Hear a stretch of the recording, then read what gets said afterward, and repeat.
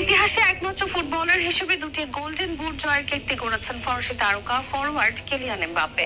2026 বিশ্বকাপ ফাইনালে 1-0 গোলে আর্জেন্টিনাকে হারিয়ে দ্বিতীয় বিশ্বকাপ শিরোপা জিতেছে স্পেন। সেমিফাইনাল পর্যন্ত মেসি এবং এমবাপ্পে দুজনেরই গোল সংখ্যা ছিল 8টি। তৃতীয় স্থান নির্ধারণী ম্যাচে 2 গোল করলে এমবাপ্পের গোল সংখ্যা দাঁড়ায় 10-এ। অন্যদিকে মেসি ফাইনালে কোনো গোল করতে না পারায় গোল্ডেন বুট জেতা নিশ্চিত হয় এমবাপ্পের।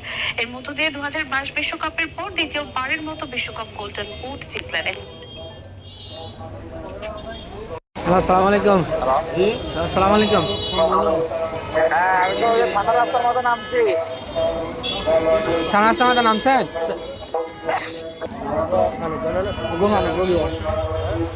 Gumaan, uguram sa.